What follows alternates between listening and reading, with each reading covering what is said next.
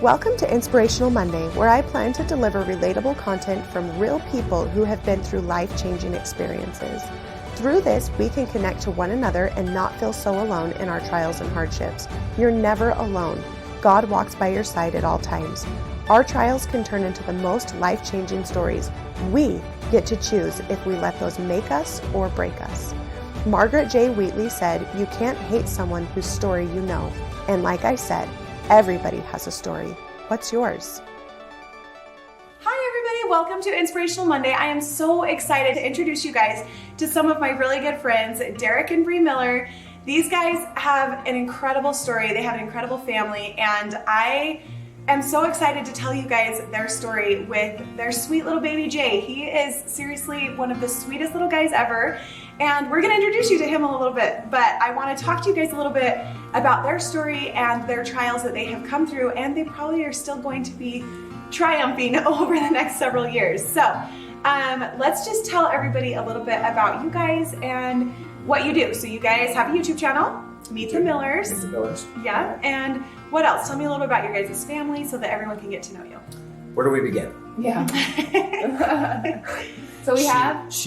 I had her at hello. Oh yeah, there's that. I love it. I'm pretty sure that's the way that it went. No, right? not that far back.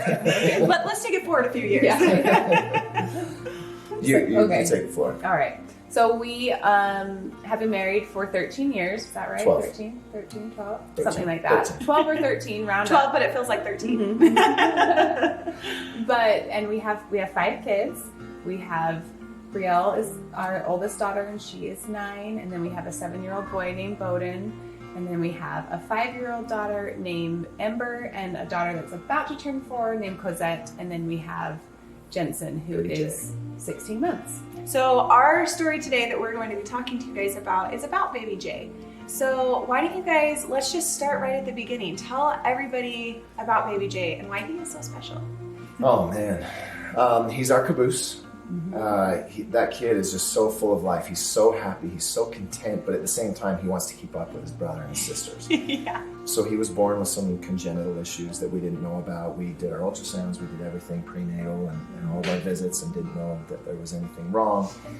And when he was born, within seconds, you could see that something, looking at him, you didn't know something was wrong physically on the outside, but the way that he was breathing, or in his case, wasn't breathing, Yeah. You could immediately see that something was very wrong.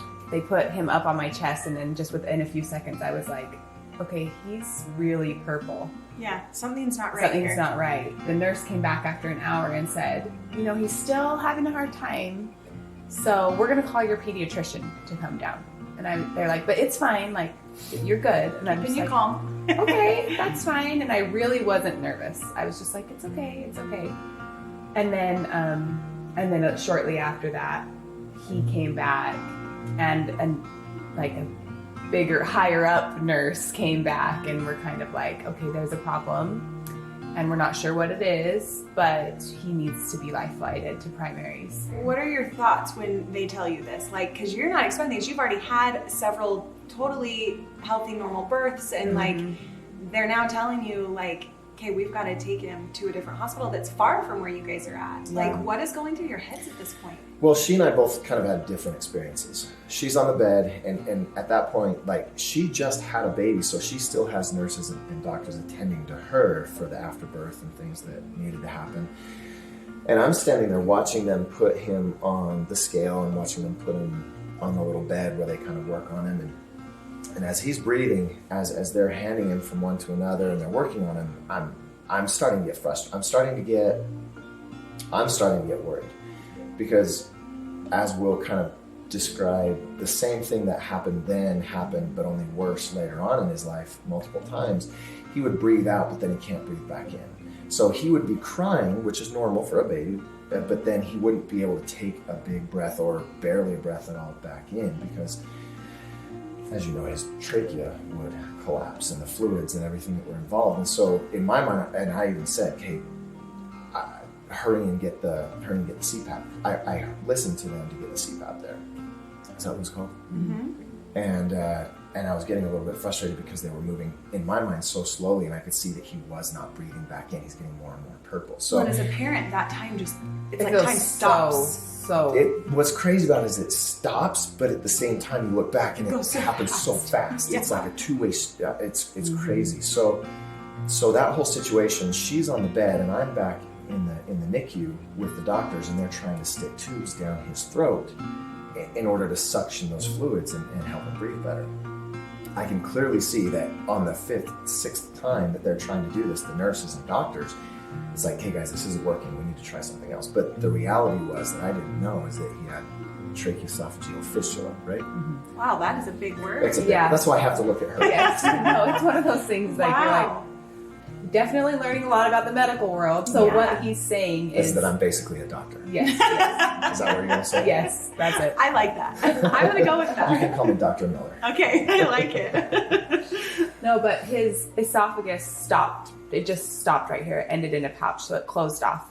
So usually your anatomy would be like your airway, which is called your trachea, and your esophagus is what your food goes down into your stomach. They run kind of parallel to each other, you know, and your trachea goes down and then branches off into your lungs, and your esophagus runs down past that into your stomach. The most simple way to say it is he had almost 2 esophagus. So he had one that stopped right here, and then he had another one that was coming up from his stomach, but instead of them being connected like they should normally, it had grown into his trachea or his airway. Oh, wow. So it wasn't just even that his esophagus didn't work right, he couldn't breathe right either because he had his stomach connected, you know. Oh my And they have to be gosh. careful not to blow oxygen and air down. It was a whole process. Yes, That very they were complicated. not equipped to handle. Well, of course not. airway It's management. a very serious condition. You went from like one of the best moments of your life, right? That's so celebrated, you're so excited for, and feels like everything's just going well, going smooth, and then all of a sudden things take off and you're out of control. You have zero control of what's happening to your baby. They're not doing skin to skin. They're not doing what mother and baby are supposed to be doing at this point. He is being worked on by. He's And he's not even really being he's not touched. he's not even being touched other than rubber gloves and being prodded and poked, and so it's not the way that you would wish your baby to come into the world. Of course. But we also like to believe that everything that he went through, everything that's happened with him, is what makes him what he is today. It's amazing. He is. So you guys are life lighting him, Mhm. and you get to bring Ray Children's. How quickly? I mean, he has to have an operation. How quickly does that happen? 2 days in this case. So they had to do quite a few evaluations, tests, x-rays, imaging. Basically, none of us slept for those couple days because there was just constant things going on. But 2 days after he was born, he had a surgery. Okay. The surgery was to disconnect the part of the esophagus that had grown into his trachea, so they have to clip that off, and then they reconnect the 2 pieces of the esophagus together to make it one. Okay. Which So- the clip in and of itself was scary for us too. Yeah, They that literally was a put whole- a clip to close that opening in the trachea, and if you mess with that opens back up. We were so lucky, and we were able to have a surgeon that is just man, phenomenal, she's awesome. and we've been able to develop a really great relationship with her. And I feel like all of these things were put in place for a reason, because you know later on she's played a huge factor in saving him multiple times. This was just the beginning, you know. Yeah. We didn't know that then, but she now was a looking gift back, to yeah. us. Yes. So back then, I mean, at this point, you're not seeing any of like the blessings that are coming along with this, right? I mean, are you feeling like that? You don't know what to think or feel. Yeah. No, that's a good question. Everything takes you by surprise. Like everything is new at that point, and it's a whirlwind, and you're just at their mercy. Yeah. I remember Dr. Russell walking in, and the way that she just picked him up and looked at him, I thought, this lady is crazy, but in a good way. Like she was so confident, and so just took charge. And then she sat down with me, drew a few things out, saying this is probably what it is.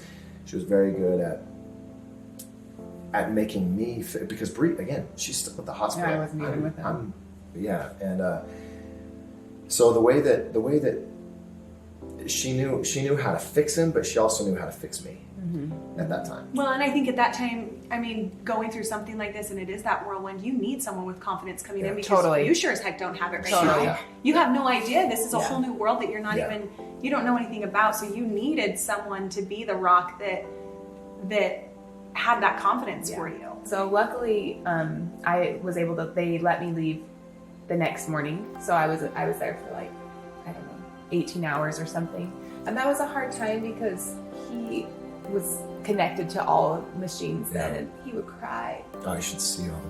And you couldn't hear his little sound, like you could see his face crying, but he had this tube down his throat that was suctioning constantly because he could choke on his saliva, you know? But then luckily he had his surgery and it was very successful. His repair actually was better. With this type of defect, you can have a long gap, which means like your esophagus is really far from the two pieces are far from each other. And when that happens, sometimes they even have to close the baby back up and like wait for a few months before they can do the surgery.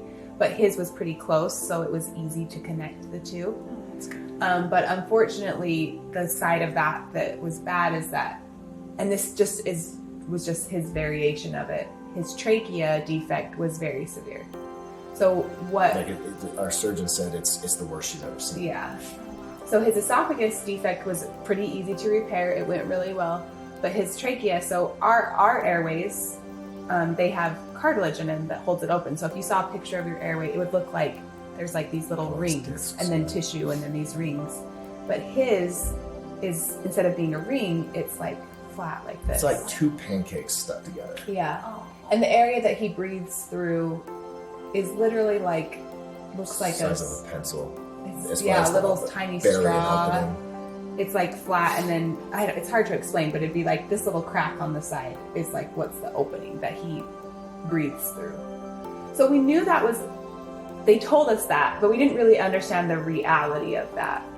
Well, I think anything that happens with your kids, people can tell you like, hey, this is what's going on, but until you're day in, day out living it and seeing how it affects I them, don't really understand. we didn't know. Yeah. And these little babies that just lay there and don't cry and just sleep, like you can't tell how it's affecting them, you know? Yeah. But he was like a superstar and he had this surgery and they told us he would be there for 6 weeks to 8 months, and he was in the hospital for 2 weeks. Oh, what Exactly a champ. 2 weeks. 2 weeks. So our family was complete finally. It was and awesome. and we were all Best day together ever. under one roof.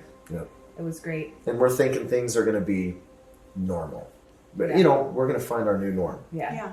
You're going to adjust and you know, you're through this whirlwind now. So we thought. So we thought. And you're about to get back in the Yep. slow lane again. Yep. So you thought. Yeah. So What then happens we there? kind of realized after that like because of the problems with his esophagus, he had to get his esophagus dilated or stretched. So we went to the hospital like 3 times. We'd go down to primaries and he'd have to fast. It was always like A big to-do. yeah, we have to go down. You have to be there like at 5:45 in the morning, and they put him under, and then basically they just put a balloon in his throat and hold it there for like 15 minutes, and then take it out and just slowly kind of stretching it because the scar tissue will like tighten up, right? So they have to just make sure that it is flexible and stuff like that. So we were like doing all these things, and then as he got to be like 2 months old, we started noticing that when he would cry sometimes, he would cry and then go to take a breath in, and it would be like His trachea would collapse. So our lungs work in negative pressure. Our chest opens up, which sucks air in. Whereas he could cry out just fine. He could push the air out of his lungs just fine. But when he would go to take a breath, his trachea would just shut. so because of collapse. that. No, it would go back. So yeah, so instead of being like this and our airways hold strong and open, his would just close off. So he already doesn't have a lot of room to breathe, and then it would just suck shut like a vacuum. Yeah, It would just exactly. seal shut. Oh my gosh. So we lived moment to moment by just trying to keep him calm. Yes, crying was a trigger because when you cry, you take a deep breath, and these deep, big breaths are kind of what would trigger it. So And it would perpetuate the problem because he would try to take a deep breath Yeah, in. close He up. can't, which makes him cry out harder. trying to breathe back in, he can't. And so I it kind of just like get progressively worse. Yeah. My life goal literally was like, keep this baby happy, no crying, nothing, like No contention around he it. is going to be a spoiled I kid. held him 24/7. I kept my eyes on him because I thought, what if he's ever sleeping and he stops breathing and I don't know? Like it was literally, he is in my arms and this is how we function.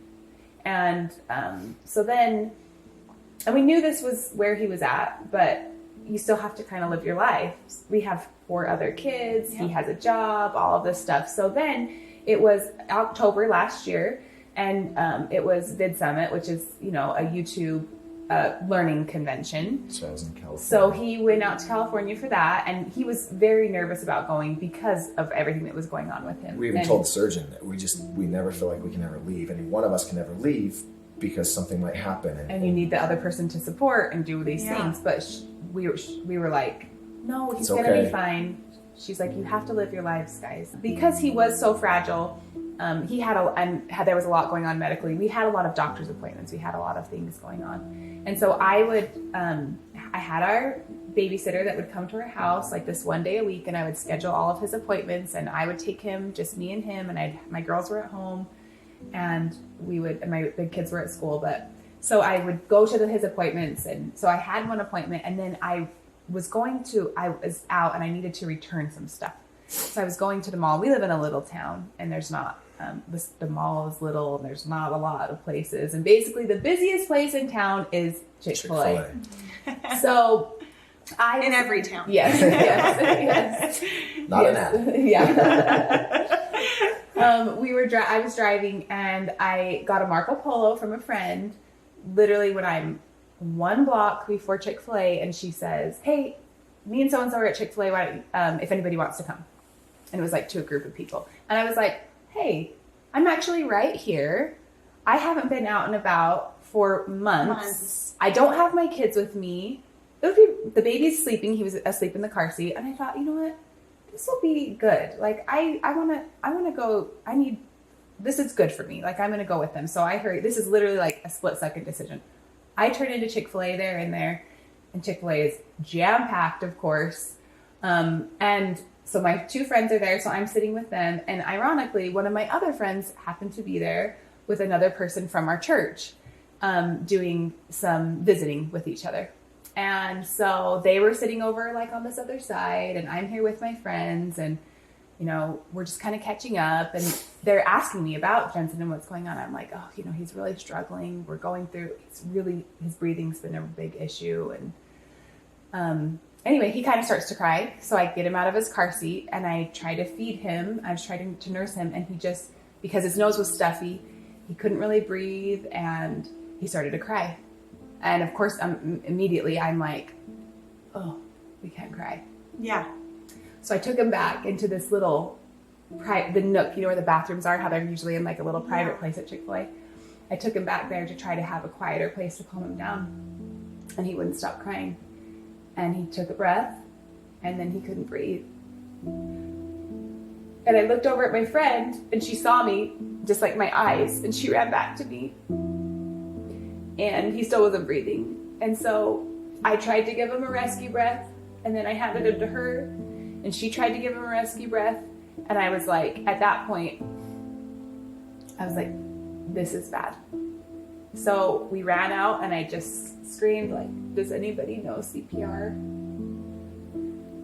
There was a mom who also had a baby in the NICU. And as you know, like before you leave the NICU, you have to practice infant CPR. So she had recently had a baby in the NICU. So she was the first one over that kind of started helping him. But there also was a nurse that was coming in from the parking lot at that time. And her friend knew that she was there.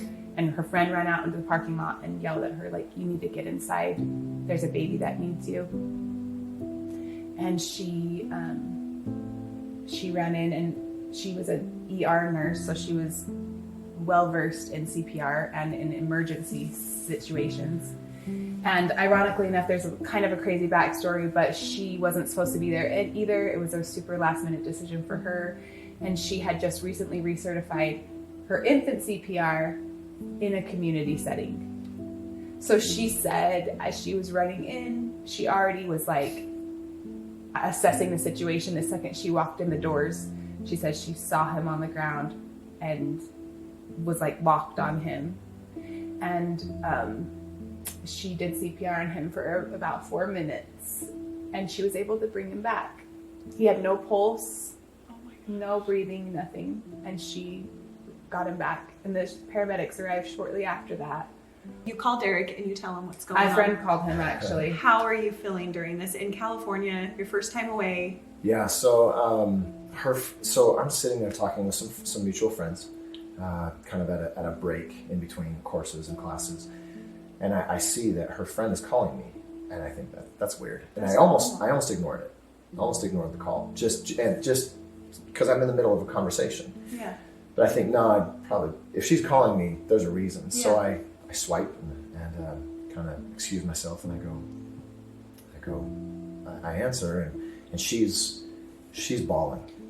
So in my mind, like, he's already gone. She's bawling. She can't talk, and she finally gets it all out with some time and tells me what's going on. Tells me just the cliff notes of what happened, and then I walk off. I'm still gone. I still left the group. And TJ Davis and Jace Bennett, they come up to me. Jace basically took the reins. He sees me staring at my phone. They call it in, and I'm just staring at my phone. I'm trying to figure out, what am I supposed to do right now? What do I do? Yeah. I was supposed to fly home the next day, and Jace basically he just took over. I was in shock. Yeah.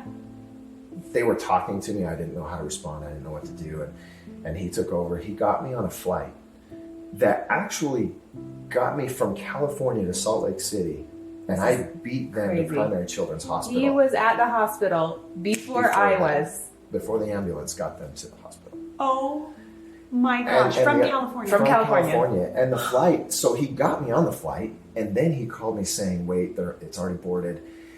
Just run. He's like, just run. And so he's still coordinating. We didn't even know how he did all grab this. my stuff, and get to the airport, and somehow, thankfully, flights are sometimes delayed, and it was delayed by a half hour. I got on the flight, and so I beat them there. And there's kind of a sense of guilt, there's always that, like I was gone, I wasn't there, and like you feel like, of course you should have been. I'm supposed to be there for my family. All right, so you've gotten off the airplane and you beat her to the hospital.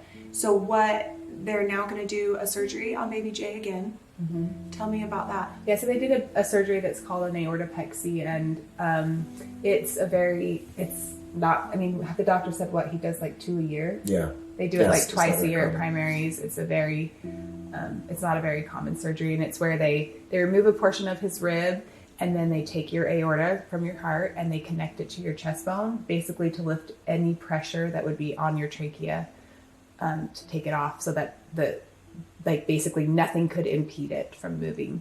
You guys just recently had an experience with baby Jay just a couple days ago. Very fresh, and I know that is sometimes really hard to talk about. Are you guys okay talking about it? Yeah. We're in this group together, this YouTuber group, and all of a sudden we start getting all of these notifications that people have seen your Insta stories, and of course I jump right over to see this, and it was like shocking and terrifying. Tell us what happened.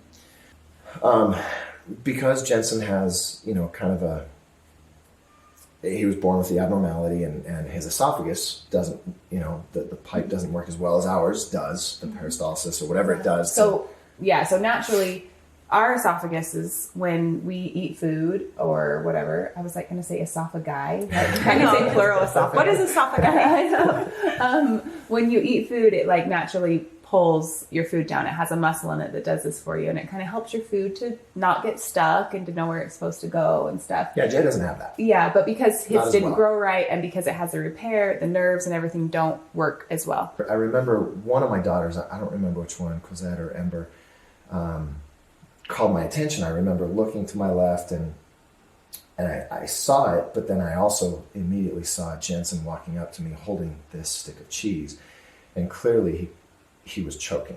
I could immediately see that he was choking.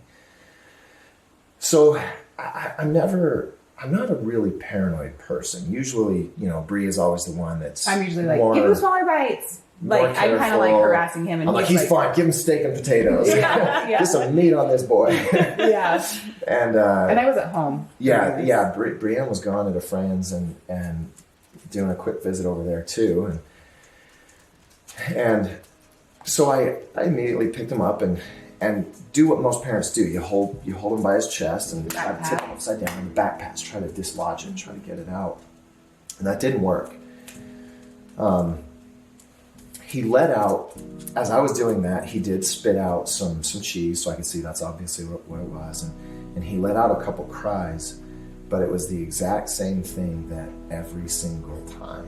And that in and of itself put me in a panic that I knew before. And you don't get used to it. Anything I'm doing is not working. So, have you ever had to call 911? I have. It's not an easy It's call not to make. easy. And you even wonder, should I call 911? Yeah, it's like, where's the line where you're like, okay, now it's serious enough. Like, you just don't. You don't know where, and you're so confused that you're trying to figure out if you need to, like, dude, where do you go? Do you help the person or do you get the phone? Yeah, like what do you do? It's just so blurry. And the rest from here out is very blurry. I call and I hear her voice, but she didn't even really answer. I hear her voice, and then she's talking to me, asking the address. She can barely hear me. I have it on speakerphone. It's a couple feet away because I'm standing up with him trying to do Heimlich. I'm putting him down, trying to do chest compressions. The phone is over here, and I'm trying to tell her the address. And so I start off by doing the Heimlich. But first of all, let me say, I guarantee I botched this. I guarantee everything that I did was like, it was far from textbook, and I know that. I know that it was. I put his back against my chest, and I tried to tip him upside down again as far as I could, and I was pulling up against his chest with the palm of my hand. That didn't work. At that point, I was kind of on autopilot. I don't know if I was doing what she was telling me to do, but at this point, he was so blue, and he faints, and I remember telling her that I'm losing him. And I ask her, are they on their way? Because she's asking me questions. I'm saying, no. Just verify they're coming. Are they going to coming? be here? And he passes out in my arms. And so I lay him down.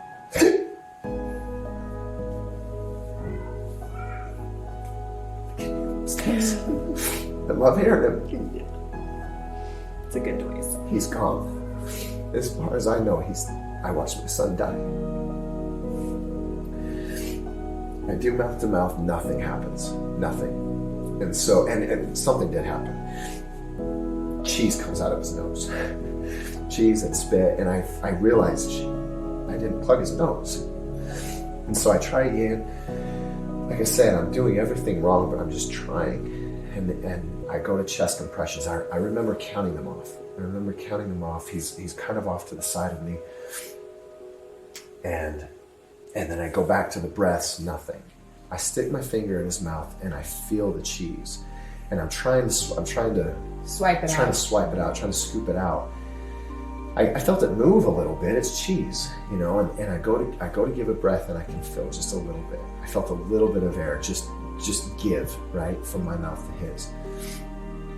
And so I go back in with my finger and I couldn't get it out, so I shoved it down. I stuck my finger in as far as I possibly could, and he's right here in front of me, and I'm just shoving the cheese down as far as I possibly can.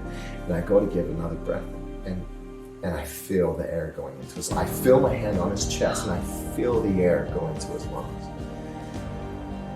There's no better feeling on this planet than that right there. And so that relief of thinking, okay, he's gonna live. He just died in my arms for all I know, and now he's gonna live. And they get there. I had a friend of mine who showed up, and I watched this clip that he recorded, and I am in shock. I watch it, and he's the paramedic, the sheriff, whoever it was, is saying, okay, now obviously with what happened, we're gonna need to take him to the hospital. And I'm just staring at him. Yeah, this is on your Instagram, right? Mm-hmm. Yeah. Yeah. That's the clip that I posted. I'm just staring at him, and then finally, Cam, my friend, he's like, Derek, we've got the kids, and I look at him, and I've just got these big eyes, like, okay, just tell me what to do. Like, it's a shock. In fact, Cam said that when he came over after he watched me hand Jensen to the paramed, and he said I just fell to the ground, it just closed. I don't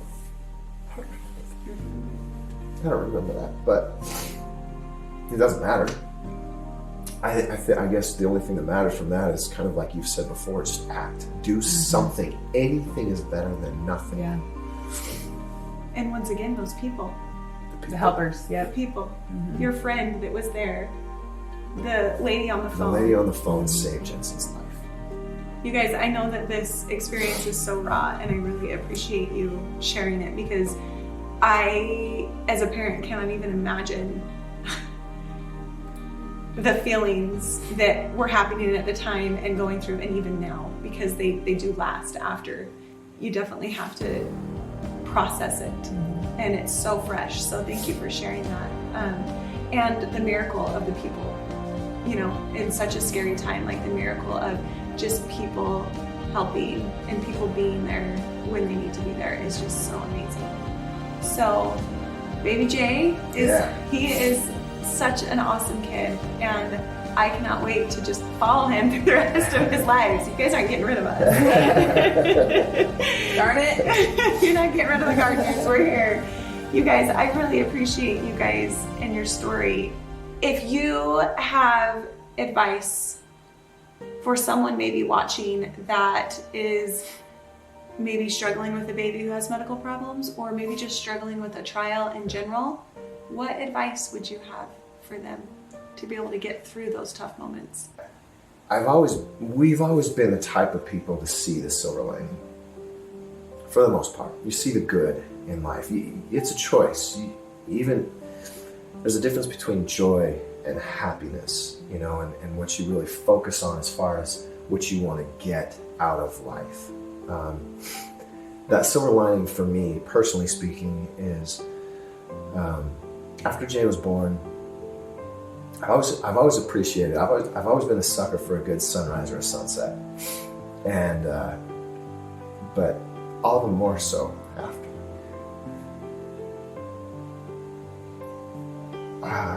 That's why I'm letting her finish, because she'll be the perfect finale, because I just cry. I'm such a baby. But Jay and I almost didn't miss a sunset. Almost every single night, if I could. It's like I couldn't miss walking across the street and going and taking a picture, or just not, and just being there with my son, holding him, watching the sun go down or the sun coming up, because it's another day. The biggest thing that I would say, and I still have to focus on this, it's a constant thing every day that we all need to pay attention to not take time for granted, because it is all you have. And in an instant, just like in my mind, it can be taken away from you. And the rest of your life, you'll look back wishing that you had really taken the time to love your people and to show them. Just not to take a day for granted. It's beautiful. You? I feel like, of course I second everything that he said, and we've learned different little things all along the way, but I feel like as of our most recent experience, that, I really wanted to shut down this last little bit, because I'm kind of processing the emotions of this, but then everything else that we've had. And I've been really struggling the last couple days. And then finally yesterday I was thinking in my head, like, this is hard, but he is still here. So I don't want to sit and cry. And I think that it's appropriate to have your time to mourn too, but I still have my life with him, and I still have, no matter what you're going through, there's still so much beauty to be found, and so much life to be lived. So, It's keep going. If you don't see it now, you will. Keep going. You will. Yeah. You'll be there. Keep putting one foot in front of the Yeah. other. and keep looking for the good. Yeah. And I loved the word that you used, choice. It is a choice. I've talked about this in other interviews that I've done too. Happiness is a choice. It's not a destination. You have to choose that every single day. Every You have day. to choose to look for the good.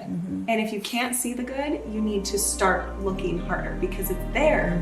No matter how dark your scenario is right now, there's something and someone there Yeah. that are the silver lining. Yeah.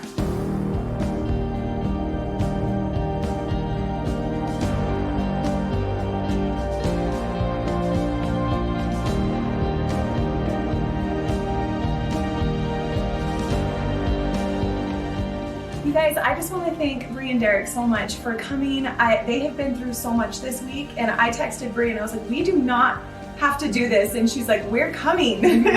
So Nothing was going to stop us. We wanted to be here with you. Thank we you. believe in his message and his story, and we want to be able to share that hope with other people. Yeah, because there is hope. Yeah. I mean, there's definitely hope no matter what you guys are going through, no matter what trial you are going through right now. There is hope, and there are people there to help, and you just need to look for those people. So I wanted to thank these guys so much. You guys make sure you go check out their YouTube channel, Meet the Millers, their Instagram pages, and I will link them in the description so that you guys can go check them out, and you can take in as much of Baby J as you can, because I promise you're gonna want to. He is the sweetest, He is cutest cute. little We guy. won't argue that. He is adorable. Thank you guys so much. He gets it from his dad. You guys know that, Yeah. right? Obviously. Why are you laughing? You're the best. Thank you. Thank you, indeed.